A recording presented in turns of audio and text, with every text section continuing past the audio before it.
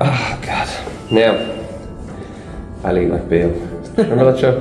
I do. Ali McBeal. I do. I'm old enough to okay, so we're having a little chat, and we're trying to make this not very formal, right? So this is to share something. So just first things first, you're doing something at the minute. What are you doing? Running for public, what are you doing exactly? I'm running the local elections on June 7th. Okay, so first things first, because we're very inclusive as a gym and we respect everybody's opinion and rights and all that kind of stuff. So yeah, I think you're running for Labour, isn't that right? For Labour, yeah. Labour Party. But I just want to make this clear, we're not telling you to vote for Labour. Although vote for anything. But one thing we definitely want to do is absolutely support you, because what you're doing and what you're standing for, I think, is a great cause as a parent, right? Yeah. And that's the thing that intrigues me. So I said we have a little chat about that and listen whatever people decide to do. But tell us, so why are you running for a local election? Why are you doing that? So basically this all started about 4 or 5 years ago. My son James was diagnosed with autism. Severe autism was totally non-verbal, and so it came to a stage where trying to get him a school place. Yeah. So it was a major struggle. We applied to 19 schools and basically refused from them all. So we were just in an awful state, we didn't know what to do. 19 schools? 19 schools, yeah. So James would need a special school or an ASD unit, you know, not mainstream with an SMA. Yeah. So we were in an awful state, we didn't know what to do, because at the time he was quite bad at it. He has improved slightly over the years, his behaviour and stuff, but he was quite bad at the time. So then one day Maria knocked on my door and helped us. Very good. Now at the time we were writing to everyone for help. We just really needed help. And you get a standard letter back, no follow-up, no nothing. They just didn't seem to care. So within James's class there was 4 other kids as well looking for places.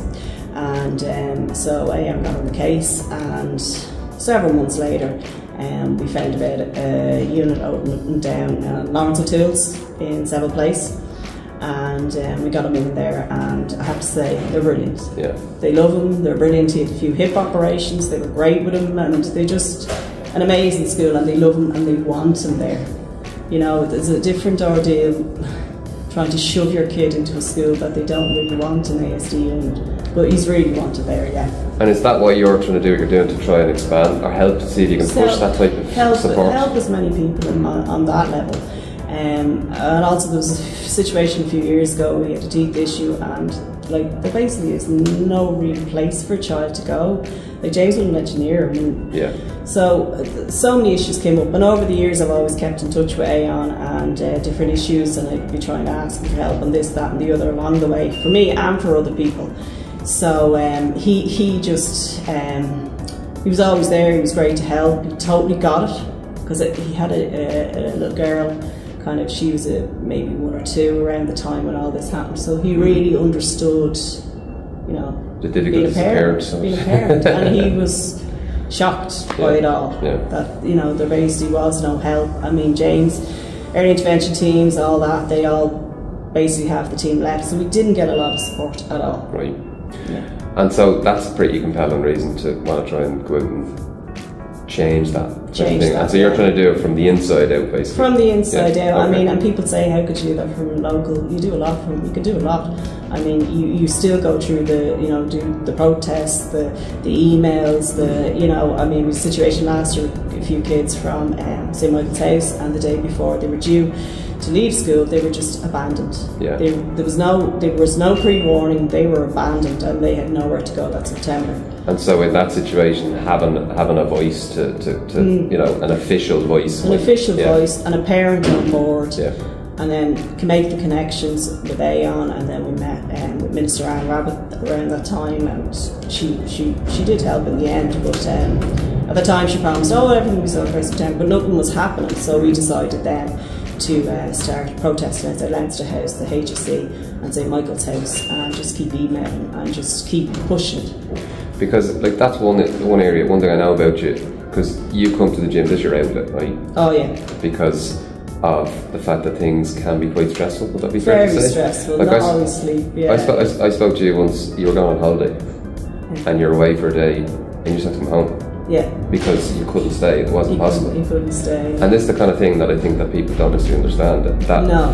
having that type of support, like you find your way to find your outlet, which is take care of yourself, come to the gym, have an hour for yourself. Have an hour, bit of exercise, bit of fun, bit of a laugh. Yeah. Mentally, I think it's the best tablet ever. Yeah. Is coming to a gym and having other people around you and having fun and messing. Yeah. Yeah. And exercising. But like without the supports that you need for, you know, your son, your daughter who need that, like it's like you're trying to find that outlet. Like, it must be hard. Yeah, yeah, no, it is. You don't get a lot of downtime, and you tend to live separate lives with your partner because one's mind and one's out and one's whatever, and it's very, you know, like that. And like we've never brought James to the playground. I think I need about 10 Valium to do that, but like, you know, we just go locally. So usually the same place away. And for last year, for some reason, same place, same apartment practically. And he just didn't take it. He didn't like it. Reason. Yeah. And that's the hard part, and that's the thing. I think, you know, that I have kids, and we all have problems as parents. All our kids, different levels of problems, different levels of issues. But I think some of the things we take for granted, you know, it's like just going on holiday. Like I'm taking my 2 boys away, and I'm not worried about that kind of thing. And in general, it's like, oh, pick a school, send the kids to school. But you know, on your side, it's like, well, can I actually go to the gym and have that hour? Can I actually go away and have a break? Yeah.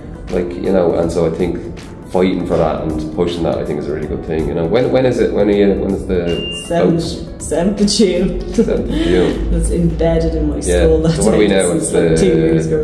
I'm heading my start. It's the 18th of May. Yes, so it's a couple of weeks. It's a couple of weeks to go. And you're out there every day. Every day. So kind of I'm trying to still put up posters and canvas, and I have a great team around me though, I have to say. I am very lucky that I have great friends and I know a lot of people and they're all behind me and they're really doing their best for me. So I am very lucky like that, you know. Yeah.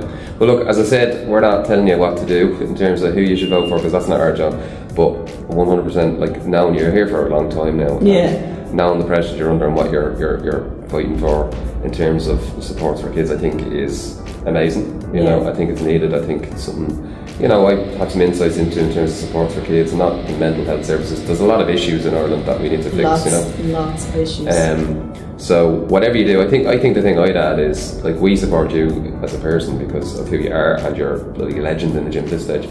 But I think no matter what, people should bloody vote. Like, that's another thing as well. So important. Like, vote. Like the odd time people have said that to me.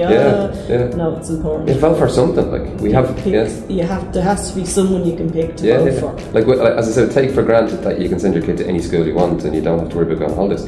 Don't take for granted that you can vote. It's something that we have. It's so important. So look, I hope it goes well for you. Thank you. Like, you've been working your ass off all the way through. And you know, as I said, trying to mind yourself all the way through, which isn't easy. So keep it up, and fingers crossed it goes well. Thank you. Right. Thanks.